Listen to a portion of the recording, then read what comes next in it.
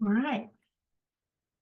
Namo tassa bhagavato arahato samma sambuddhassa. Namo tassa bhagavato arahato samma sambuddhassa. Namo tassa bhagavato arahato samma sambuddhassa. Sadhu, sadhu, sadhu. All right. Okay. So today we're going to continue the reading from the chapters on Venerable Sariputta from the book, The Great Disciples of the Buddha by Venerable Nyanaponika Thera and Hellmuth Hecker. And this chapter actually covers suttas that featured Venerable Sariputta. So a couple of months ago, we received a request from one of the students who said, it would be nice if we can cover some of the suttas that, Venerable Sariputta gave a teaching or that featured Venerable Sariputta. And at that time, because I forgot about this book, and thanks to Sachinji who found this copy for us. Then I saw this chapter and I was like, okay, this chapter is a good, I'd say summary or listing of the different suttas that featured Venerable Sariputta. Now, bear in mind, it's a summary here, and also Venerable Nyanaponika Thera offered commentaries based on the sutta. So as we are reading through this chapter, I think I'd like to invite those of us who dialed in, those of us who will be listening to this recording. If there are any particular suttas we touched upon that you would like a full reading on it, please send us a text, let us know, give us a message so that, we'll try and invite Twin Guide to come and explain more in detail or further into that particular sutta that you may find beneficial, okay? But for now, we're just going to read through this chapter based on the commentaries and the summaries, just to get a little bit of an idea, okay, where Venerable Sariputta was featured in the teachings. Okay, so the chapter's title is called The Turner of the Wheel.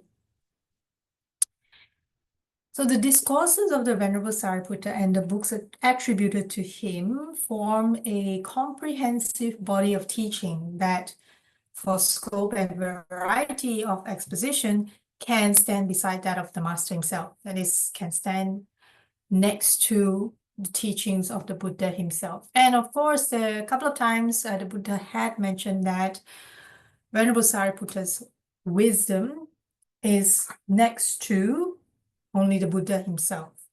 And that's why he is kind of given the label marshal of the Dhamma. Yeah. So Venerable Sariputta understood in a unique way how to organize and present the rich material of the Dhamma lucidly in a manner that was intellectually stimulating and also an inspiration to practical effort. So of course, we read in the earlier chapters that Venerable Sariputta's approach to learning and practicing the Dhamma and subsequently attaining enlightenment, his approach was more from the intellectual perspective. And that was mainly due to his inclination. Different people have different character, and this was more related to his character, his inclination as a learner.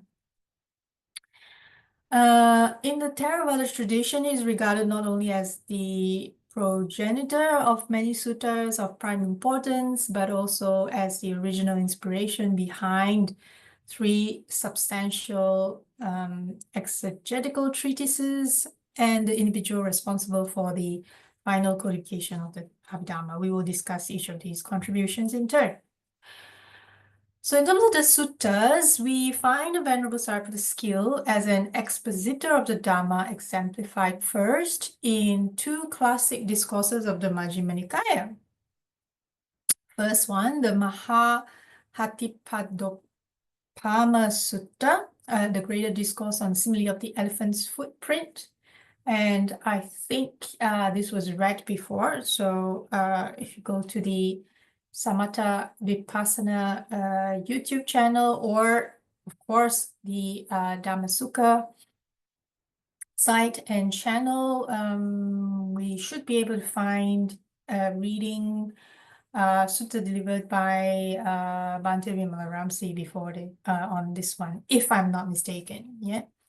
The Samacitta Sutta, yes, that's been read also, I think, more than once. Discourse on Right View, also from the Majjhima Nikaya, number 9. The Greater Discourse on the Simile of the Elephant's Footprint, and I'll run through this very quickly, these commentaries very quickly, because the full reading is on YouTube, Twin YouTube. Is a masterpiece of methodical treatment. Sariputta begins by stating that just as the elephant's footprint can contain the footprints of all other animals, because the elephant's footprint is big. So a lot of other animals like, lion, tiger, jackal, fox, what have you, in the forest, they can fit into an elephant's footprint because the elephant's footprint is one of the largest. Just as that can happen, so the Four Noble Truths comprise everything wholesome. He then singles out from the Four Truths the truth of suffering for detailed analysis, ending with the 5 aggregates. He next enumerates the 5 aggregates, that is the form, feeling, perception, mental formation, and consciousness, and then singles out for closer attention the aggregate of form. This he explains as twofold, the 4 great elements and the secondary types of matter derived from the 4 elements. And each of the elements in turn, he declares, is found both internally in one's own body and externally in the outer world. And then he enumerates the bodily parts and functions belonging to the internal elements and declares of both the internal and external elements that they neither belong to a self nor constitute a self. So this is very important, after going through all the elements and explaining that these 4 great elements can be found here in one's own body. We don't have to look very far externally, just by being mindful of one's own body and how these 4 elements appear in them, just by observing, basically. We can then start to see whether it's internal or whether it's external, there is no entity of self or belonging to a self. And that is ultimately the, practicing that skill, practicing to the point that that understanding arises in our practice, the knowledge arising in that, leading to the wisdom in understanding that. And that is one of the main 3 characteristics, anicca, dukkha, anatta, the impersonal nature of these elements in the body. And seeing them thus, one becomes disenchanted with the elements and overcomes one's attachment to this body. Sariputta then goes on to show the impermanence of the mighty external elements. They are all destined for destruction in the great cataclysms of nature, and when one realizes this, one can never again consider this tiny body, the product of craving, as I or mine. If a monk who has seen the elements in such a way is abused, blamed, or attacked by others, he will analyze the situation soberly and remain imperturbable, unshaken. And he recognizes that the painful feeling that has arisen in him is produced by ear contact, basically hearing this abuse, blame, or attack verbally through his ear consciousness, which is in itself no more than a conditioned phenomenon. So it is conditioned by whoever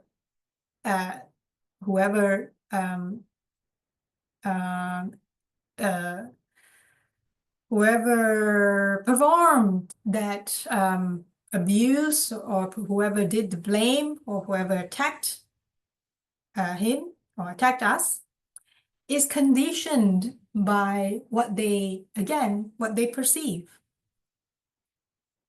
And so the idea is that we recognize that. We recognize that, oh, I feel hurt. I feel,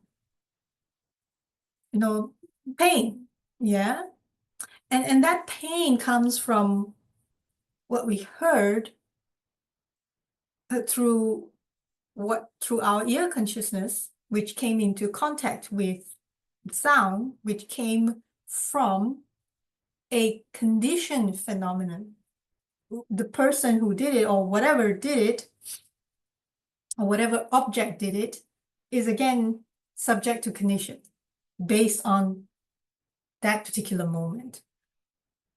And he knows that all the elements of this experience of abuse, so all the elements of contact, feeling, perception, mental formation, and consciousness, basically the 5 aggregates, they are all, again, impermanent, all subject to change, anicca. And at this point, we see that Sariputta has introduced the other 4 aggregates, mental components of personality, in an organic way, so that the meditator can resolve the entire experience into the 5 impermanent selfless aggregates. And he continues, then his mind, just by taking only the elements as its object, becomes elated, gladdened, firm, and intent. And even if he's beaten and injured, he will think his body is of such a nature that it is liable to these injuries. So again, this is, of course, quite a superior, I wouldn't say superior, elevated, high level kind of practice, if I may say so. The ability to see whatever experience, whether pleasurable or painful, feeling in one's own body is due to conditions and is impersonal, which of course comes back to the first Noble Eightfold Path of harmonious perspective, seeing everything as impersonal by nature. So not just through intellectual understanding, not just through an intellectual viewpoint, but really practicing to be able to realize that and realize that through knowledge and wisdom. And thereupon he will recollect the master's Kakachupama Sutta, Simile of the Soul, which we all are familiar with, Majjhima Nikaya number 21. This is one of the common suttas that is delivered, is read and explained in usually the last day of twin retreats. So we all know the Simile of the Soul. And we can recollect that, and we resolve to follow the Buddha's injunction to bear all injuries, whether physical or verbal, with patience and without regard even for his life. So this is really quite high level. Of course, we have to practice all this with wisdom. Yeah, not without wisdom. Okay. But the elder continues, if while he is recollecting the Buddha, Dhamma, and Sangha, the monk cannot maintain his equanimity, he will be stirred by a sense of urgency and feel ashamed that despite his recollection of the triple gem, he could not remain undisturbed. On the other hand, if his endurance persists, he will experience abundant happiness. Even to this extent, much has been achieved by that monk, he says. Sorry, I jumped ahead a little bit, but here, I just wanted to quickly touch upon here, so that the meditator can resolve the entire experience into the 5 impermanent selfless aggregates. And he continues, then his mind, just by taking only the elements as its object, become elated, gladdened, firm, and intent. So this is actually a result.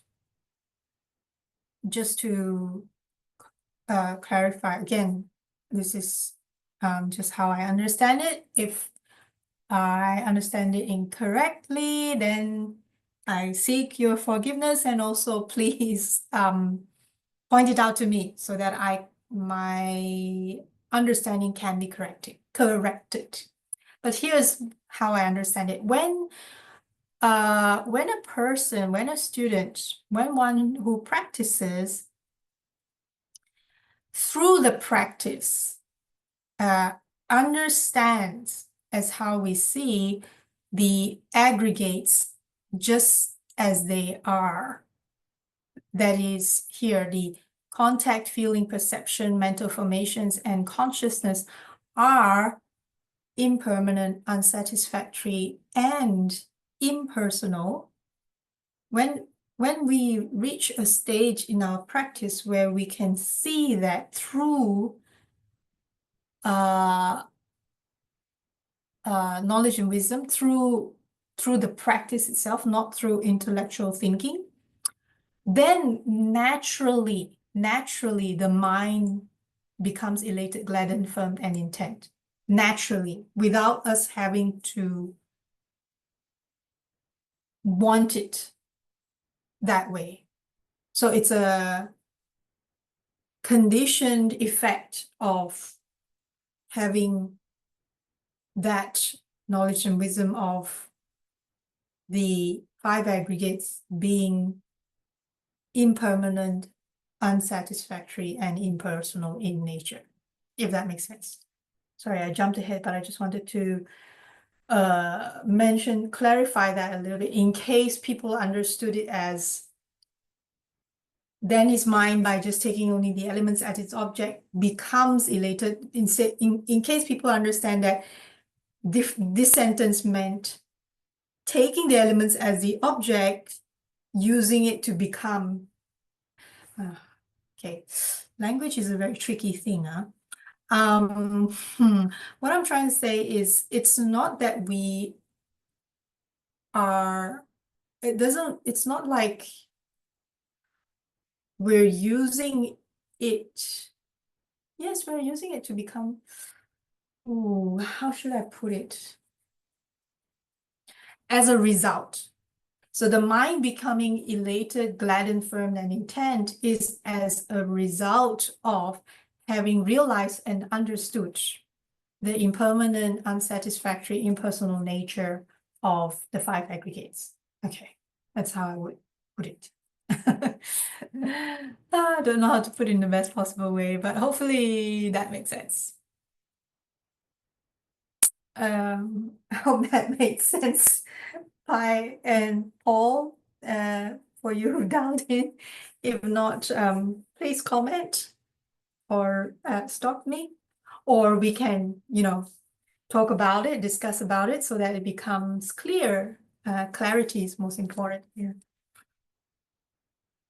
Okay, so here Sariputta applies the same method of analysis in turn to each of the other three great elements. He then compares the body and its constituent parts to a house, which is made up of bricks, timber, shingles, etc., and has no independent nature apart from its components. So a house is a concept, is what it's trying to say. It has no independent self. A house is a concept made up of, when you put together the bricks and timber, etc., and you put it all together in a very structured way to house people, so to speak, then we call it a house. In the same way, a car is made up of, so it's a concept. We call, pieces of sheets of metal shaped in a certain way. Of course, parts like the engine and the wheels and all put together to form a car, which is a concept which we use as a means to, instead of saying something that is put together and shaped in a particular way, and then there is an engine that's like way too much work, right? And nobody has time for that. So we all just say car, and then everybody understands that as, okay, that thing that people can sit in, and you kickstart the ignition and you press the pedal, and then it drives and takes you to places, right? So it's a concept, really, and it's not a standalone. That's what it's trying to say. It's a house, car, these kind of things. It's a concept, yeah.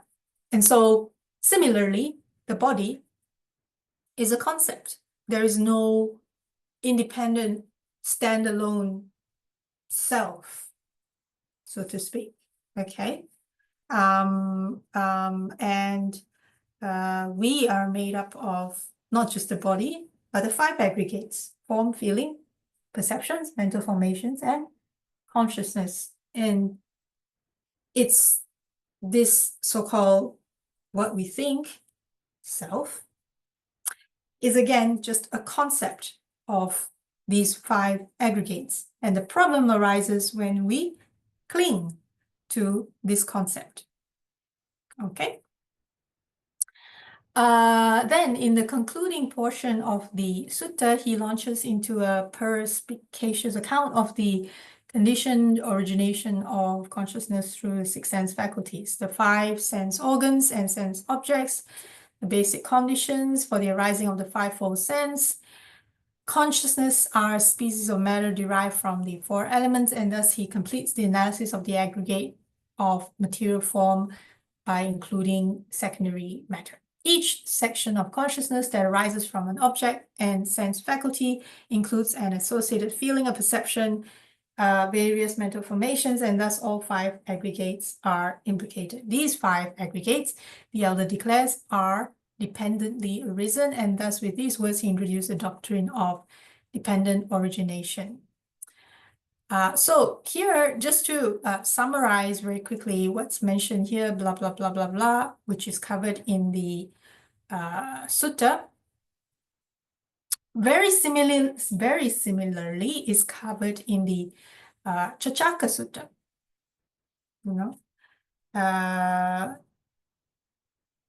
And if we read the Chachaka Sutta, it pretty much is a detailed. Chachaka Sutta is designed in covering what we just read, that paragraph, in repetition form for a reason. Okay, so the Buddha was a he was a masterful teacher, not just meditation, but really a master of teachers. And so he understood how best to train the brain or the mind, like in the most efficient manner. No one else would be better than him in that. Okay. And so the Chachaka Sutta was designed for that. Very repetitive, explaining what we just read, more or less. Very similar, but repeating with each of the 6 sense bases, starting with the eye, then the ear, then the nose, tongue, body, and mind. And how each of the 6 sense bases, when they come into contact with an external object, so starting with the eye, when it comes to contact with a form in an external object, then eye consciousness arises. The meeting of the 3 is eye contact. When eye contact arises, eye feeling arises. And eye feeling can arise in the form of pleasant or painful, or neither pleasant or painful. And so this whole entire journey of how each sense base that comes into contact with the paired external object. So if it's eye, then form, ear, then sound, eye, ear, nose, odor, eye, ear, nose, tongue, taste, body, any tangible objects, and mind objects. When it comes into, you need to have both eye, form, and eye consciousness. There needs to be an eye consciousness. If there's no eye consciousness, you can't see. I mean, you can see with the eye, but if there's no eye consciousness, then there's no registration of information, for lack of a better word. There's nothing registered, so to speak. So the meeting of eye, form, object, and the consciousness, the eye consciousness, not just any consciousness, the eye consciousness, the meeting of the three is eye contact. So only when, then at that point, actually, the problem doesn't yet start. The problem only starts when, after the feeling. So eye, form, eye consciousness, meeting of the three, eye contact. When eye contact arises, eye feeling arises. When eye feeling arises, then the craving, which is associated with the I, my, mind. This is my feeling. I am feeling pleasurable. I'm feeling painful. I'm not feeling neither pleasure nor pain.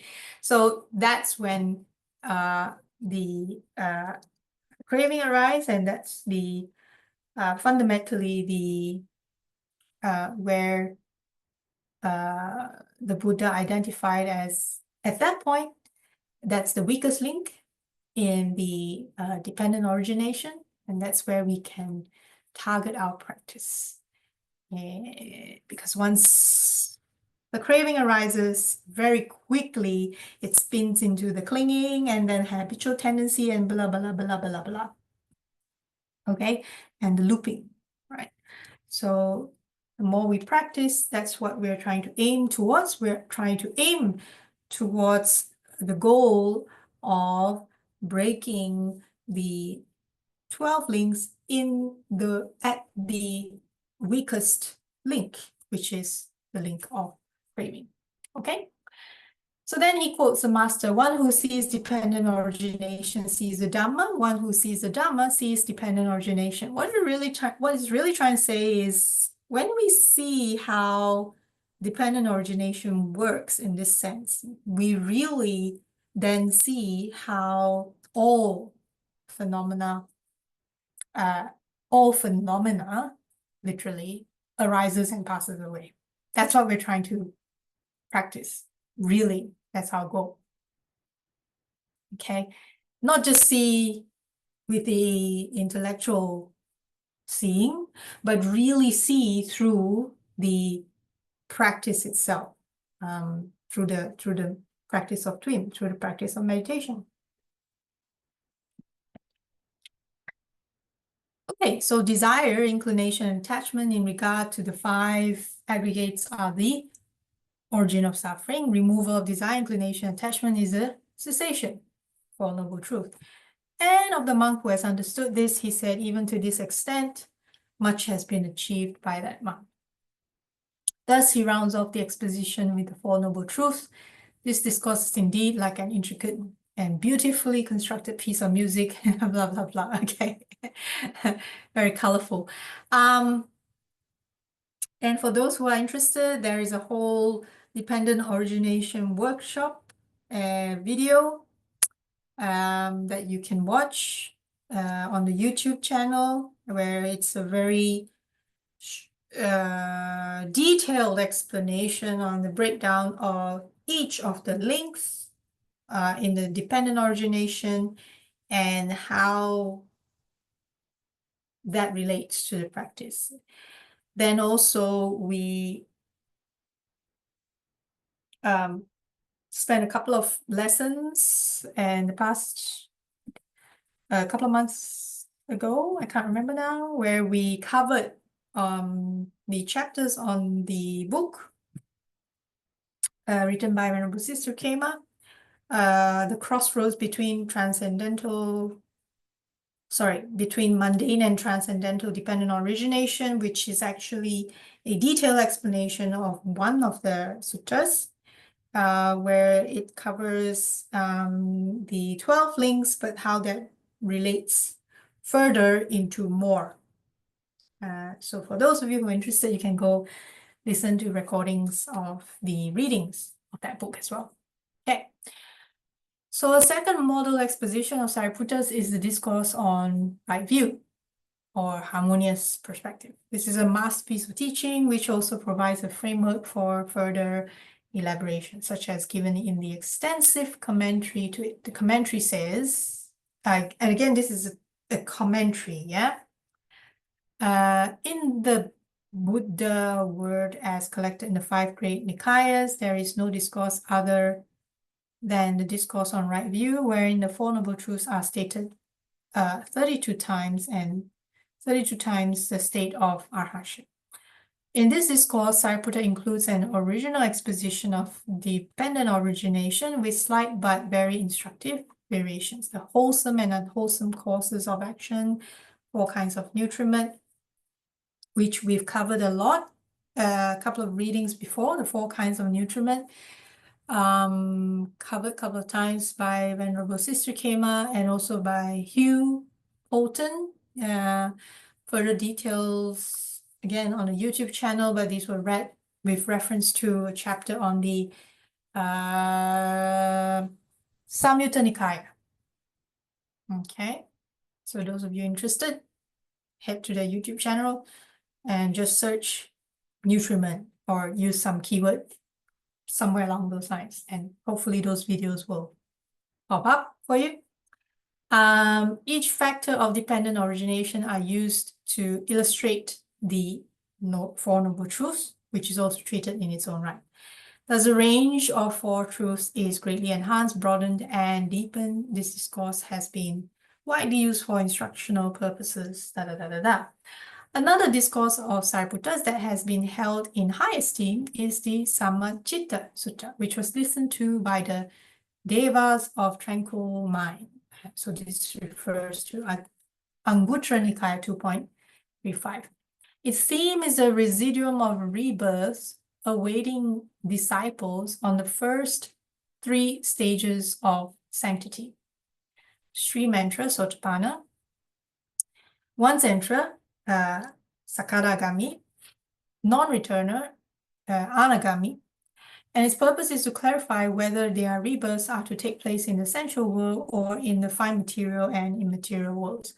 Although the discourse is very short, it had a singular impact on the vast assembly of devas who, according to tradition, had gathered to hear it. It is said that many devas in the assembly attained arhatship, while those who reached stream entry were countless. This discourse is in fact one of the few which had such unusually far-reaching results amongst beings of the higher worlds, and though it is brief and revered and studied through the centuries, it was this sermon that the Arhat Mahinda preached on the evening of his arrival in Sri Lanka, and the Mahavamsa, oh, somebody needs to correct me. I think, so it's not part of the Nikaya, but it is a collection, I think. Don't quote me there. If someone listening to this can correct me later, that would be good.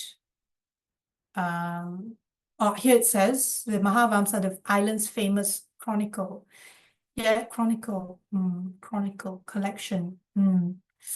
Yeah. Historical collections? It's the best way I can put it. So those of you who know the story of Arhat Mahinda probably know better than me. Those of you who don't.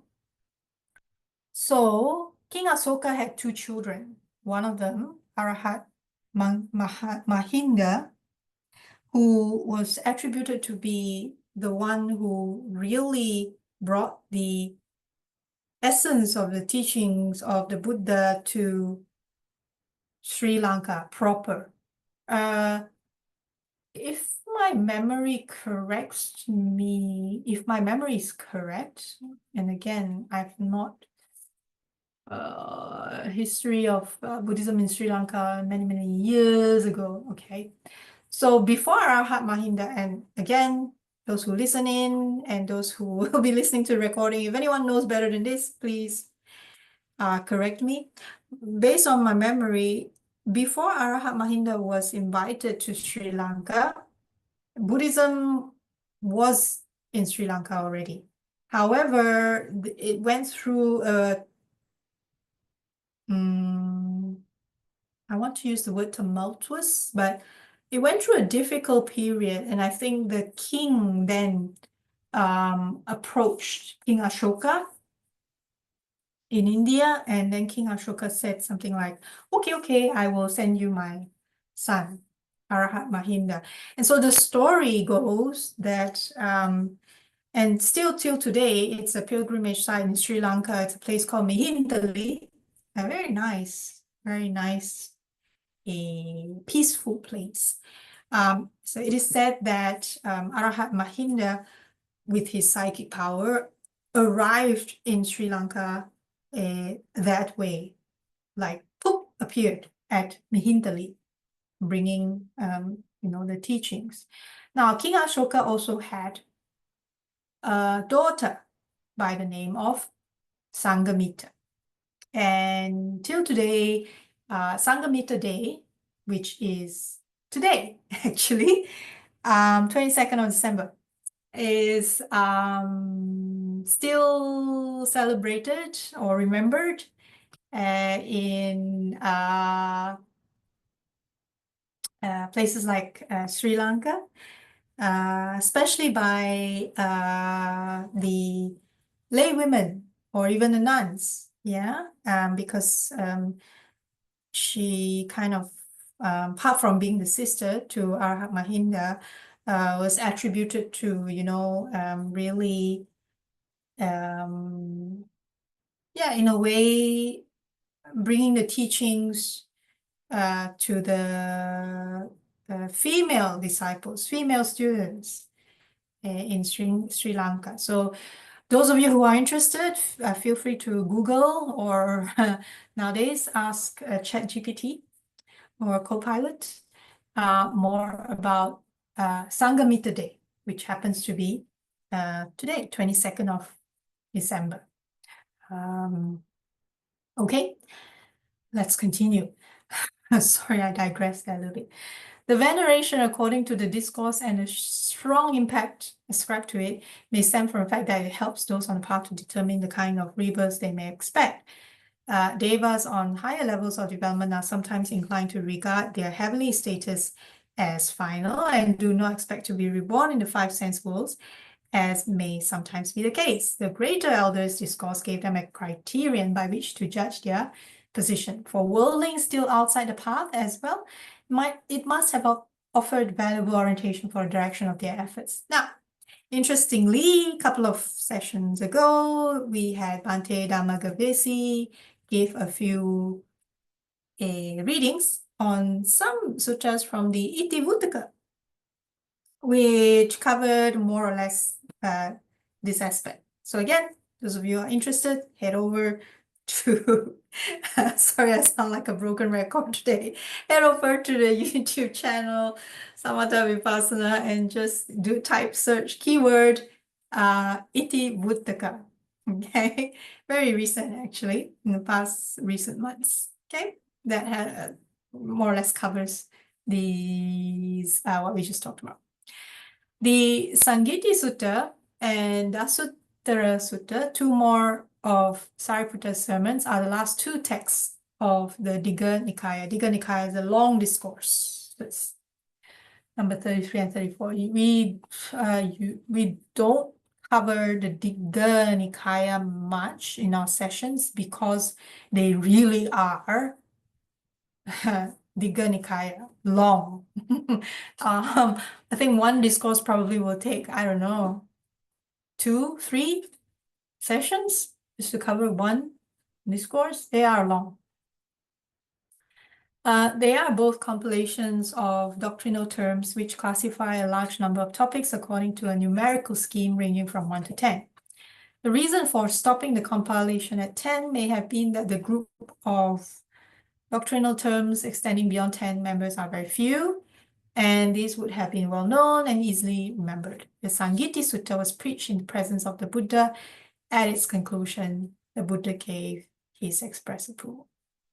While the Sangiti Sutta arranges the doctrinal terms solely in numerical groups of 1 to 10, the Dasuttara Sutta classifies each numerical set in accordance with a tenfold scheme, which serves to bring out the practical significance of these groups. For example, one thing is of great importance, should be developed, should be fully known, should be abandoned, implies decline, implies progress, is hard to penetrate, should be made to arise, should be directly known, should be realized. What is the one thing of great importance?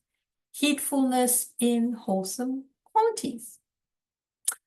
Basically, in short, using the 6 R's we just discussed about it earlier, to observe, when my mind goes into a wholesome state, it is in an wholesome state. When my mind is in an unwholesome state, it is in an unwholesome state. And therefore, I should recognize it is in an unwholesome state, release that thought, relax, re-smile, return to our object of meditation, whatever it is, loving kindness, etc. And repeat the process if needed. Same thing. What is the one thing that should be abandoned? The conceit, I am, which is what we just talked about earlier when we were covering through that paragraph, discussing about observing the aggregates and the true nature of the aggregates. One of the useful tools there is reciting, repeating the Chachaka Sutta.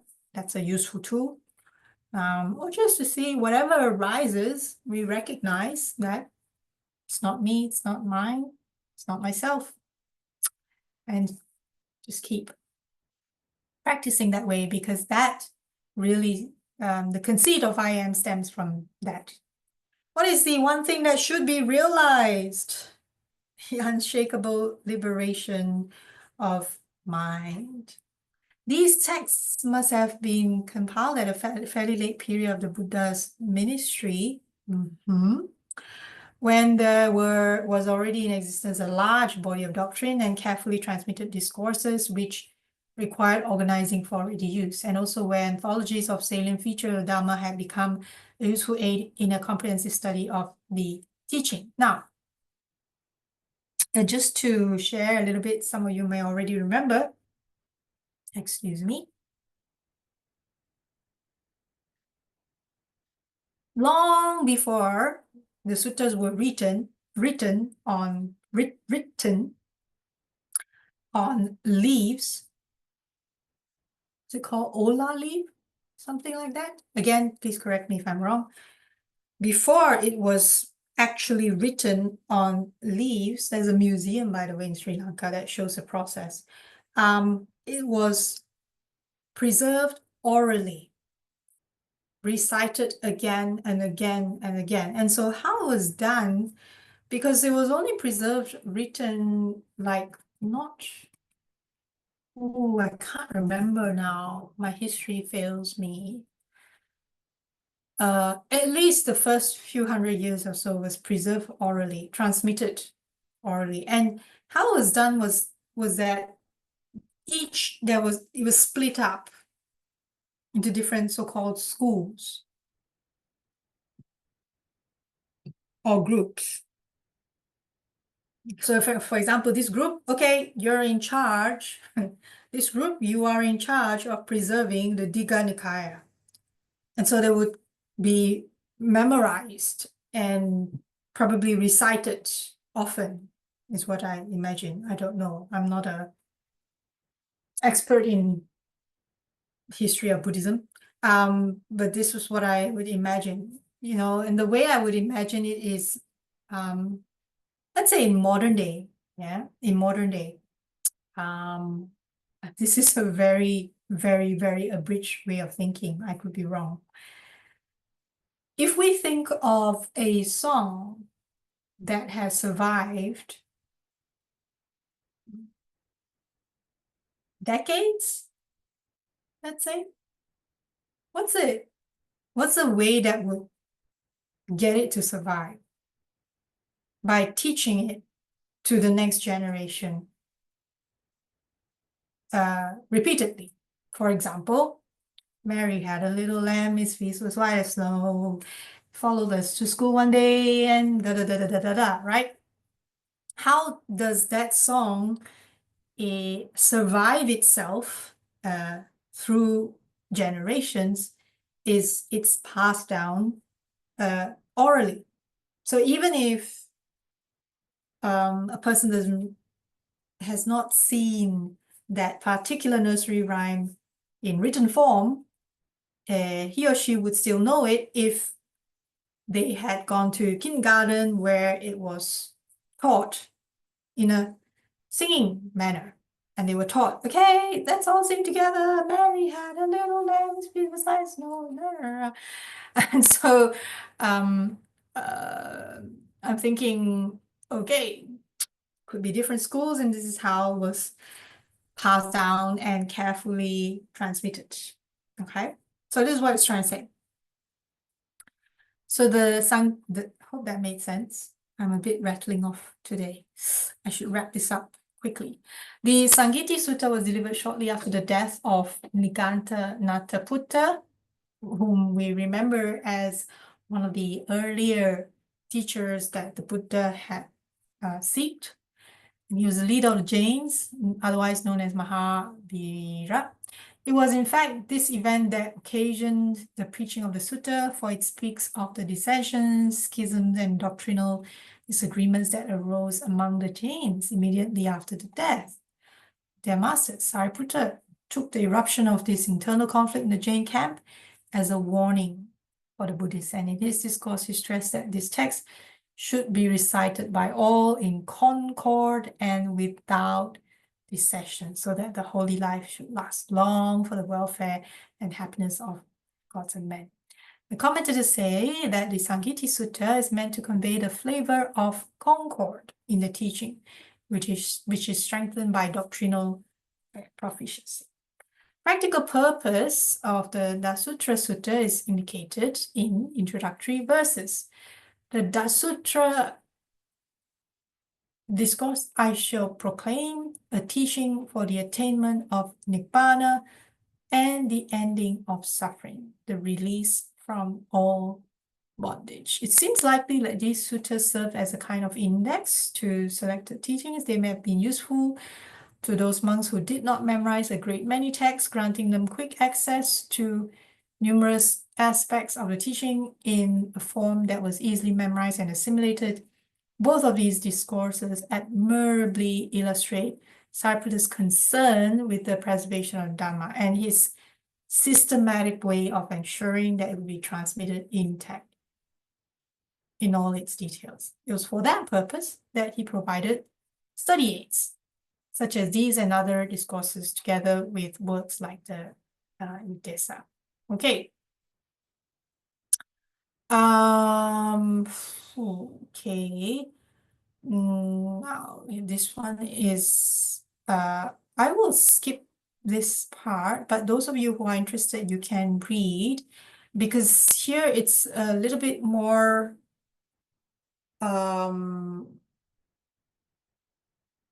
scholastic in a way, and I'm not sure if that's everyone's cup of tea. So I suggest, and if anyone choose otherwise, please let me know. I suggest to skip this part. Okay. And then in the next reading, we can continue with the further shore, which I thought was an interesting account of when the Buddha was close to passing away. Okay. And what sort of happened during that time in relation to Venerable Sariputta. Okay, so I'm going to leave this to the next reading. We started a little bit late because we had a little bit of an earlier discussion earlier. Are there any questions or comments? Anyone? Has this been useful? I'm just going to stop share. 1 sec. Okay. Yes. Much has been achieved. You like that one? Page 40. Let me see. Page 40.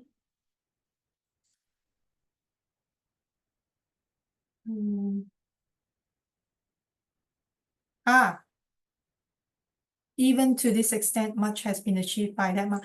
Yes, yes, of the monk who has understood this. Okay, and this is actually, yes, but understood the,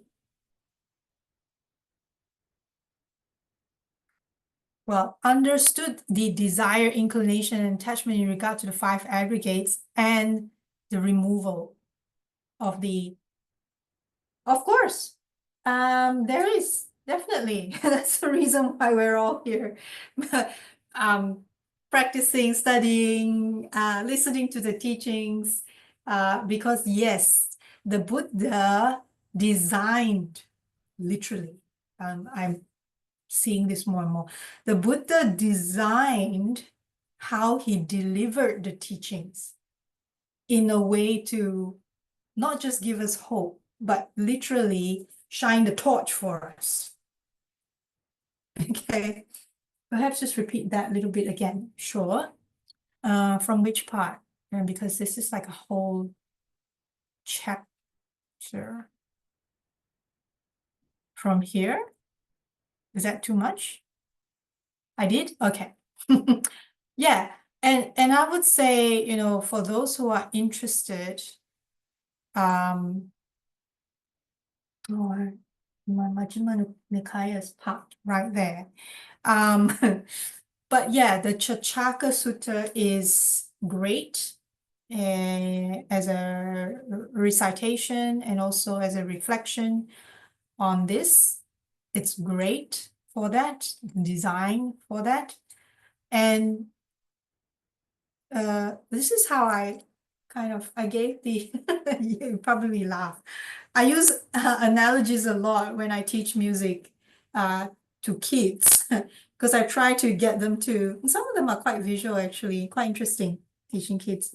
So I try to use this analogy of, suppose you want to go to school. Well, I use school because kids. Suppose you want to go to school and you're trying to get to school from your house, you're trying to get to school in the dark without a map. Now, how will you get to school? In the dark without a map. You will get there eventually, but it will take you a really, really, really, really, really long time. Now, suppose someone comes along and hands you a map with clear directions. Like first you go here, and then at this intersection you turn there, and then da, da, da, da. So suppose someone comes and hands you a map, plus gives you a torch, a working torch that has batteries in it. Now, if someone hands you a map and a working torch, what do you think? Will you be able to get to school much quicker, easier, faster? My students say, yeah, I think so. So that's what the Buddha did, in my humble opinion. The Buddha designed the delivery of what he realized and understood as how all phenomena works, how the mind works, how the brain works, how the origin of suffering works.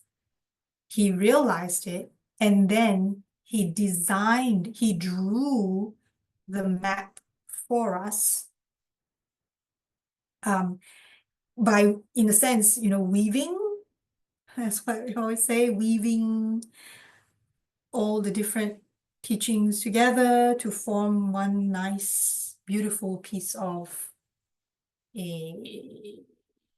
what's the word? I was about to say piece of art, but piece of textile art, okay? Weaved it all and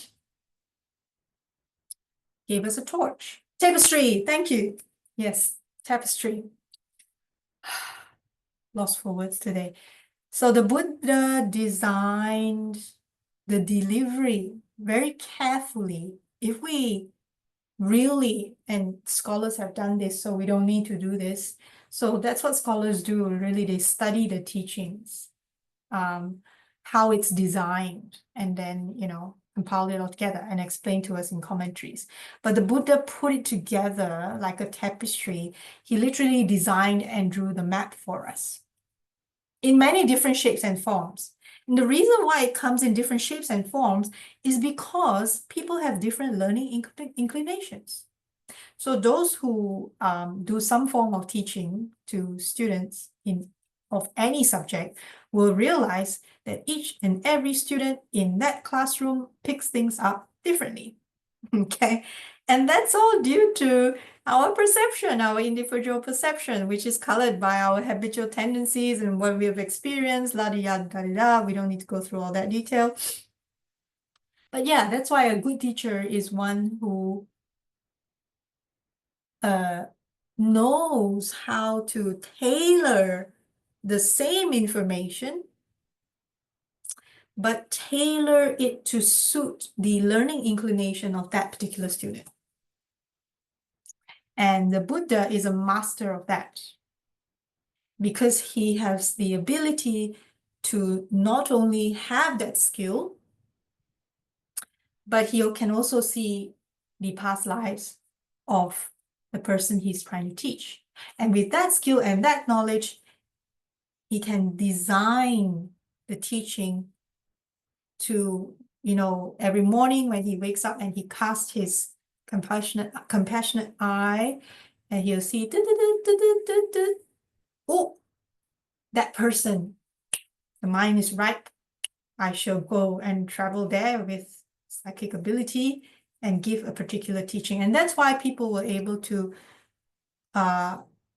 easily, attain the different stages towards enlightenment at the time. Also, there are many different conditions as well that arise at that time. But yeah, sorry, I digressed. I keep reminding myself, stick to the content, don't digress. I'm sorry. My apologies.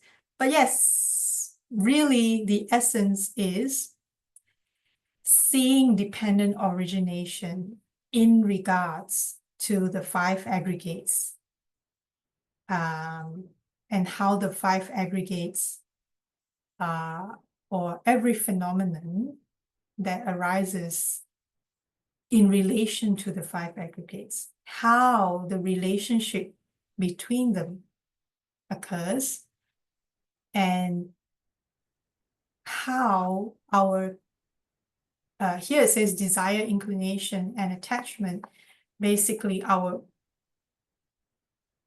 habitual tendency, our craving towards that is, in essence, where our suffering comes from.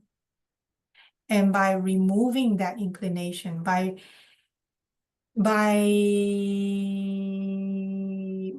I want to say, by correcting that habitual tendency, basically by practicing the 6 hours, gradually, step by step, we will remove that habitual tendency of craving. And then when we see and understand that, which is already the real essence of the teaching, and it's very powerful. That's why it says, even to this extent, much has been achieved by that monk. Doesn't matter if you've achieved any mind state, high mind state or whatever, just by understanding, basically also by understanding the three characteristics of how every phenomena that arises, the anicca, dukkha, anatta of every phenomena. By understanding that, much has been achieved already. Okay? So don't think that this is, you know, it is actually the essence of the teaching. So I hope that was useful. I don't know if that was. Sorry, I spinned off quite a bit. Anyone else? Yes, hello. Hello. Mark, could you tell me how do we give up attachment to the 5 aggregates? How do we give up attachment to the 5 aggregates? Okay, so first we need to understand what the 5 aggregates are before we can give up any form of attachment. So the 5 aggregates are form, not just our body, but all form. But if we talk about ourselves, then it's the body, a feeling, so pleasant, painful, and neither pleasant nor painful feeling. Perception, so what we perceive through the 6 sense-based consciousness.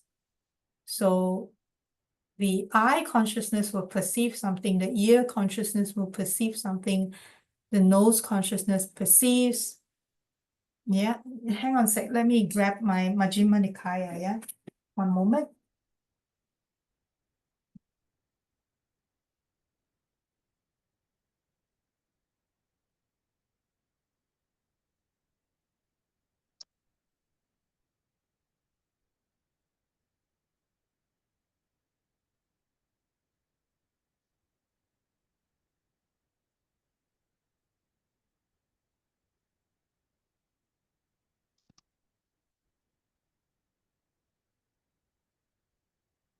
Sorry, I'm not that great, as in this will roll off my tongue of memory.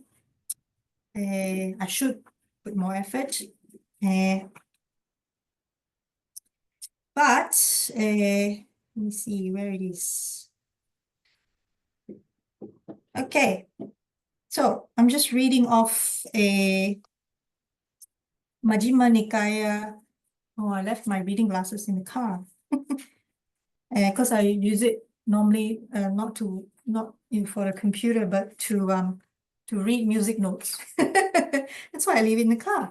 Okay, so perception. So I'm reading verbatim, word for word from Majjhima Nikaya number 43, Maha Vedala Sutta. So this was a discourse where Venerable Maha Kotita went to Venerable Sariputta and had this a conversation. So I jumped a little bit to paragraph 8 on perception. Perception is said, friend. With reference to what is perception said? It perceives, friend. That is why perception is said. What does it perceive? It perceives blue. It perceives yellow. It perceives red. And it perceives white. It perceives, friend. That is why perception is said. So of course there's a couple more in there. I won't go into that. But yeah, perception is the third of the 5 aggregates. Then we have mental formations. So mental formation is in the simplest, most basic form, we can think of it as thoughts. Although my understanding is that it's not limited to just thoughts. But yeah, basically anything that forms in the mind, mental formations. That's the fourth. Yeah, so Rupa Vedana, Sanya, Rupa Vedana, Sanya, Sankhara, mental formations, Vijnana, consciousness. So consciousness, again, reading from Majjhima Nikaya number 43, paragraph 4, titled Consciousness. Consciousness is said, friend, with reference to what is consciousness said. It cognizes. It cognizes, friend. That is why consciousness is said. What does it cognize? It cognizes this is pleasant. It cognizes this is painful. It cognizes this is neither pleasant nor painful. It cognizes, friend. That is why consciousness is said. So when we say we are in our practice, when we say we are trying to give up clinging towards the five aggregates, we're not, we have to be very careful here. We're not trying to say that, oh, language is so tricky. I'm trying to think. I'm not very good at this. Obviously, I lack skill. We're trying to understand through the practice eventually, not through intellectual thinking or discussion even. We're trying to understand through the practice how these five aggregates of form, feeling, perception, mental formation, and consciousness is belonging to an I. We're trying to understand through the practice, through knowledge and wisdom, that there is an I involved. That this form, I, me, mine, I am this form. That this feeling belongs to me. That I am feeling this. That this perception, this I concept, am perceiving that. I'm perceiving this cup. I am perceiving this cup, right? That whatever mental formation, whatever thoughts that come into mind, it is me who is thinking of that thought. Whatever we are conscious of, whatever we cognize, cup. I cognize, the word cognize is a root word of recognize. I recognize this as cup. What we're trying to, the whole practice really is to understand that this I, me, mine, whatever is a concept that came up, I don't know, like long time ago. It's a concept and it has become a habitual tendency.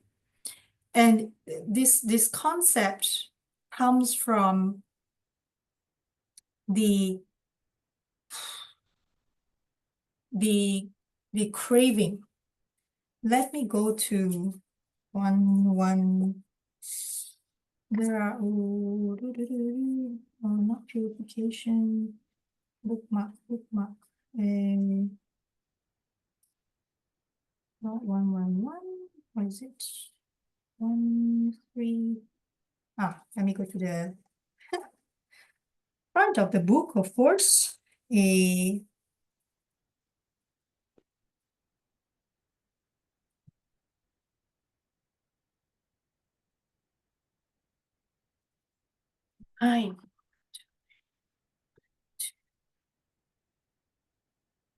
we go, 1129. Okay. So I'm just going to read from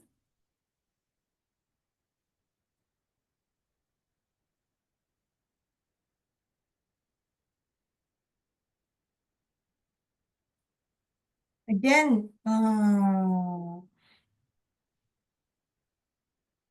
I don't know if this will be helpful, but I'm going to read from the Chachaka Sutta, Majjhima Nikaya number 148. That is, again, a repetitive way. And actually, the earlier part of the sutta should be read from the beginning. Yeah, and if you want to hear a reading of that, again, YouTube, Bhante Vimalaramsi has read Majjhima Nikaya number 148. I've read it too, but don't listen to mine. Don't listen to my recitation, because after I recited it, I realized I made some mistakes in the repetition part. Some of the ... I filled in the blanks wrongly. So don't use mine as a reference. Use Bhante Vimalaramsi's or somebody else's as a reference. My sincere apologies there. If I do it again, I'll do it better next time. But I'm jumping to paragraph 16 on the origination of identity. Where did this concept of I, this body is mine, this feeling is mine, this perception is mine, it's coming out of me, the consciousness, sorry, the mental formation, this thought that arises, I thought about it, the consciousness that arises, I cognize this cup, it is I who recognize this cup. Okay, so where did this all come? So this is from the Chachaka Sutta. Now, students, this is the way leading to the origination of identity. One regards the I thus. This is mine, this I am, this is myself. One regards forms thus. Form, objects. This is this is I am, this is myself. One regards I consciousness thus. This is mine, this I am, this is myself. One regards I contact, the meaning of the I, the form, and the I consciousness. The meaning of the three is I contact. One regards that I contact thus. This I contact is mine, this is mine, this I am, this is myself. From the eye contact, there arises feeling, whether it's pleasant, painful, or neither pleasant or painful. And one regards that feeling thus. This is mine, this I am, this is myself. And then from that feeling comes the craving thus. This craving is mine, this I am, this is myself. And then the Chachaka Sutta goes on the same chapter, that same section with the rest of the 6 sense bases. Now, when we fast forward to the cessation of identity, paragraph 22, now students, this is the way leading to the cessation of identity. One regards the I thus. This is not mine. This I am not. This is not myself. One regards forms thus. This is not mine. This I am not. This is not myself. One regards I consciousness thus. This is not mine. This I am not. This is not myself. One regards I contact thus. This is not mine. This I am not. This is not myself. One regards feeling thus. This is not mine. This I am not. This is not myself. One regards craving thus. This is not mine. This I am not. This is not myself.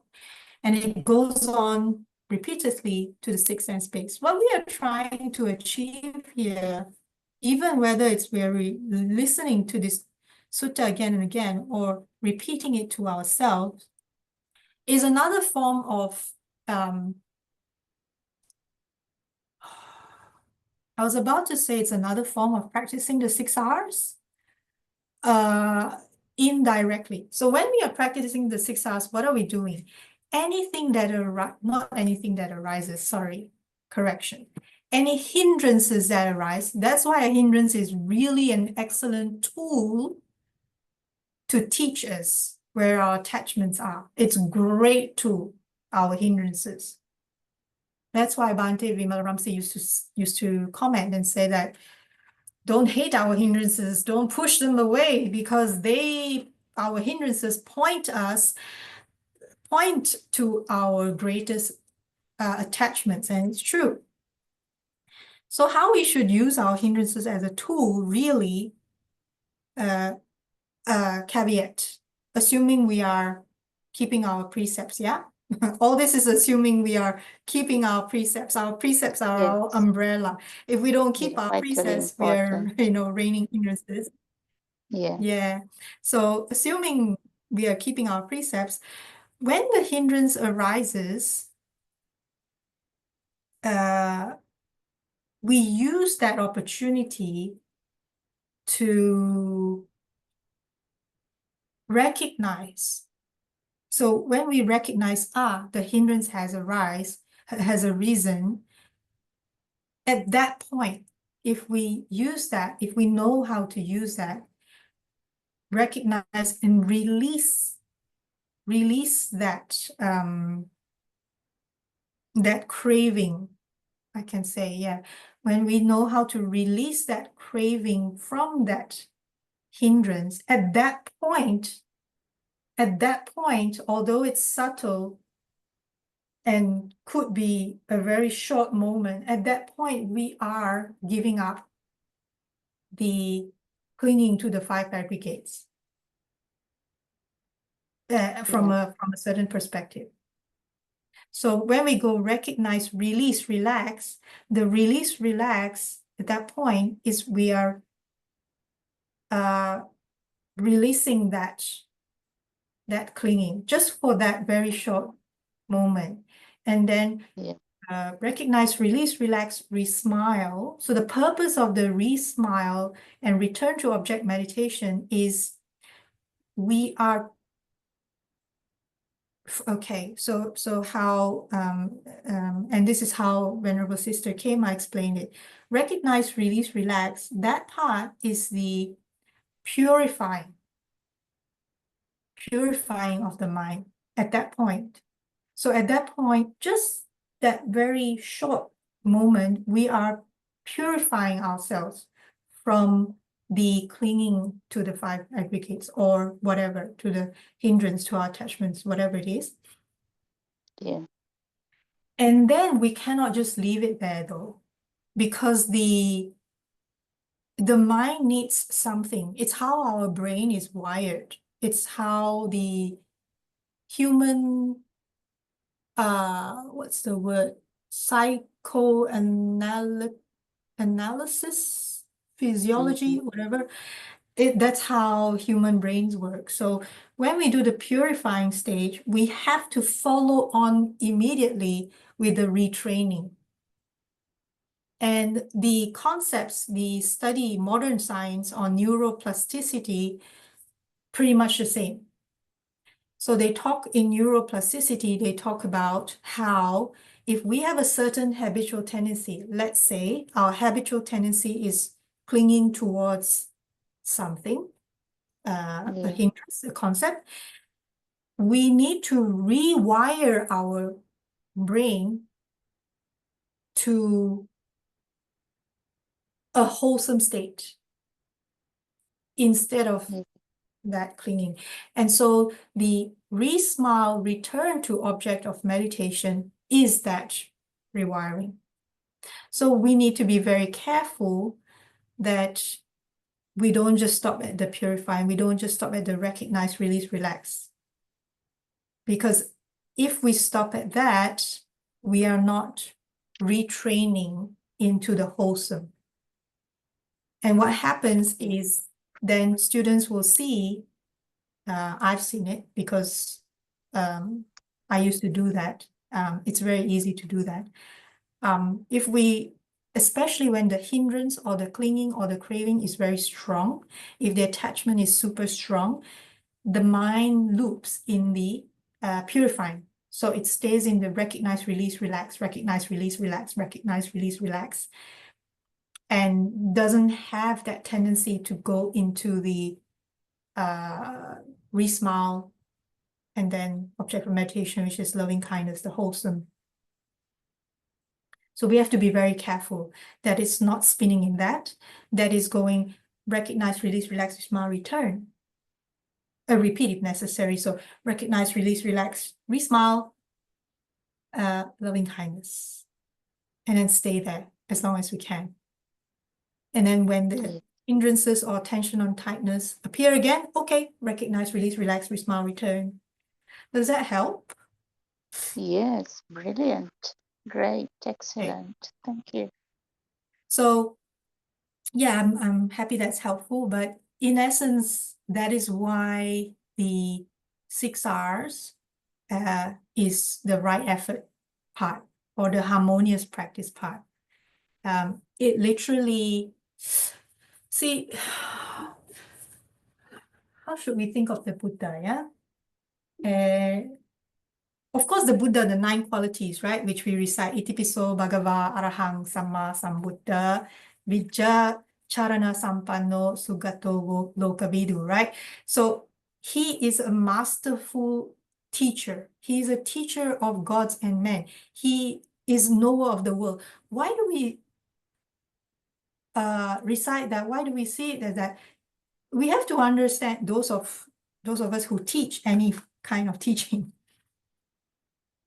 He is one who realized the most efficient and effective way for human beings and devas, gods, to reach Nibbana. And basically the map that he laid out, we see it as today as the 4 Noble Truths, Noble Eightfold Path, 37 requisites to awakening, etc. Literally is that most efficient, most effective way to Nibbana is what is mapped out. Yeah. Okay, I know I sound a little bit almost borderline like I'm preaching, which I don't intend to. I don't intend to preach or convert or, sound like I'm biased. But actually, from a very scientific point of view, a practical point of view, he's a masterful teacher in the sense that he's not only skilled in knowing the specific teaching for the specific student, he literally is very efficient in knowing how to explain all this in the most direct, compassionate way that can reach the masses. Yeah. So yeah, that's the Buddha, really. Yeah. I hope that was useful. I'm trying to remind myself. Brilliant. I'm trying to remind myself, don't digress, stick to the point.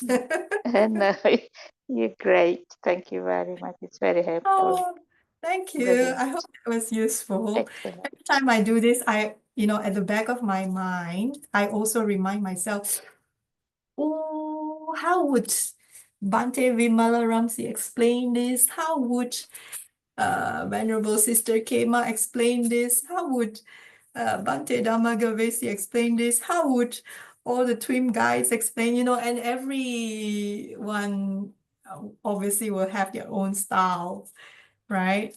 But every time I get a question, my first thought is, how would they explain it? Where in the text? And my mind goes, that's why I'm like, oh, I need the Majjhima Nikaya. I'll try and put this in front of me next time so that we save a little bit of time. Sorry, we took so much time today. I feel sorry for Pai and Paul who dialed in right from the beginning. My goodness, didn't expect this. So yeah, shall we, unless there are anything else people want to share, ask? It is brilliant. Wow, thank you very much. I appreciate it. Brilliantly explained. Oh, okay. Well, I'm glad that was helpful. Okay, shall we share some merits then? Very important to share merits. Yes.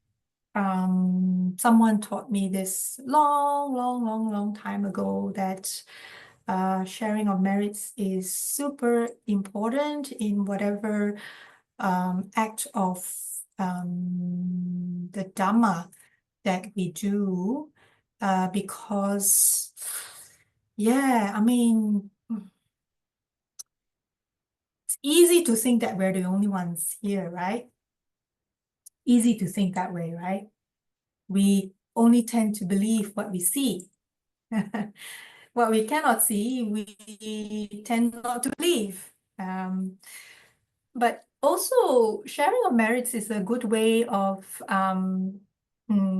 in a sense, practicing gratitude as well. You know, it's like,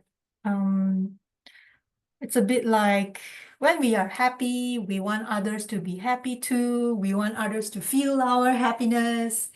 When we are grateful, and more nowadays, there is more science to justify that the practice of gratitude is a recipe for happiness. So by practicing gratitude, we become even more happy, which is great. We are duplicating our happiness. And so sharing our merits, you can think of it as a simple practice of duplicating our happiness or spreading our happiness. Okay? So let us share some merits today. May suffering ones be suffering free, and the fear obstruct. Fearless be. May the grieving shed all grief, And all be find.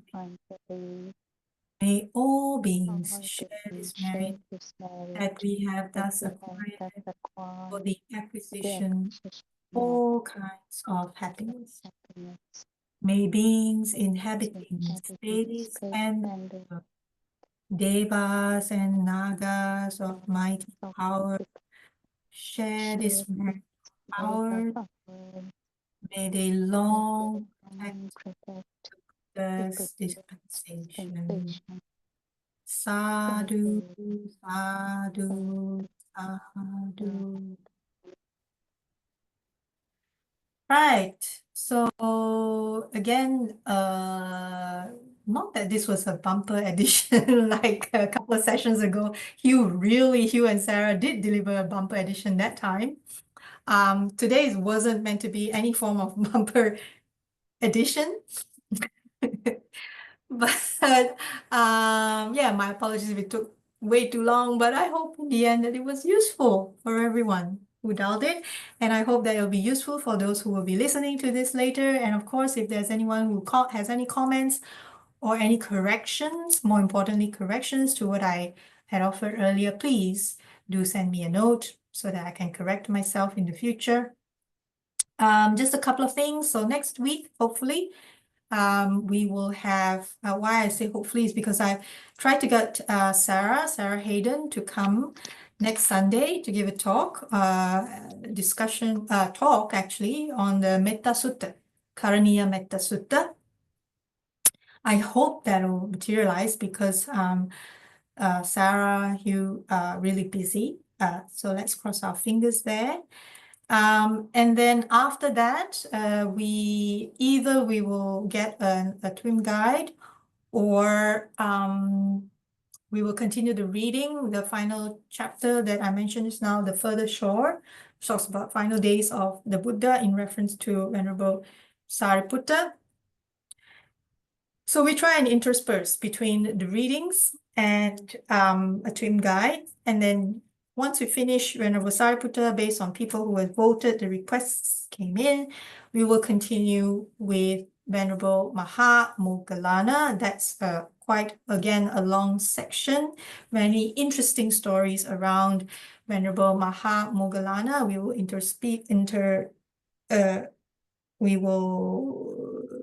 take turns, book reading and twin guides.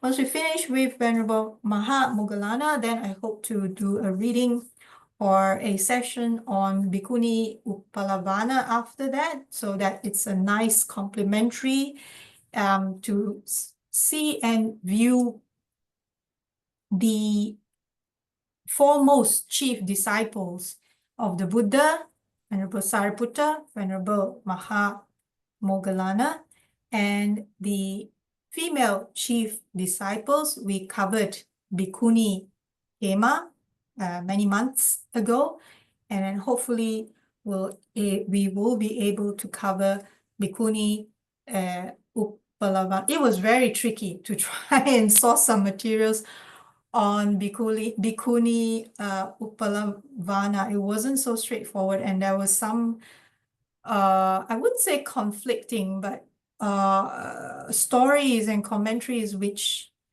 I found a bit, so again, her story is quite interesting. And I mentioned earlier, those of you dialed in earlier, how many times she appeared life after life, connected with Bhikkhuni Khema, the other foremost chief female disciple, and also Rahula, who was the Buddha's son. Yeah, they're all connected. Many, many, many, many, many, many lives. Okay, I'll leave you all with that. Have a good week ahead. Keep smiling. Happy, happy smiles. Even if you don't feel like smiling, just smile is what I say to my students. Doesn't matter. Even if you're just like what Bhante Vimaramsit used to say. I don't care if you don't feel like smiling, just smile. Get these muscles going up. It will change. Otherwise, go for a walk. That helps too. There is some scientific research done in recent years. It's called eye lateral movement, something. I cannot remember the full. But basically, you go for a walk and you walk with your eye level lateral, so that as you are walking, when we are walking with our eyes open like this, not down, the objects are moving in lateral movement. And when the objects move in that direction, when we are walking, and this is science, yeah, when we are walking, somehow the movement of the objects in a lateral position manages our amygdala. And our amygdala is the trigger for a lot of our stress. And they were doing this research to try and figure out why some people say walking helps to manage stress. And this is why. It's related to, there's a particular, not nerve, brain neural network, okay, that is connected to a section not in the eye apparently, but somewhere near the eye. Oh, I don't know, I have to listen to that podcast again. Anyway, it's related to how the eye perceives the forms, objects we just read about, moving in that lateral movement direction. And by so doing, it will help to manage, calm down the signals, the amygdala. Isn't that cool? So yeah, if ever you feel stressed, go for a walk.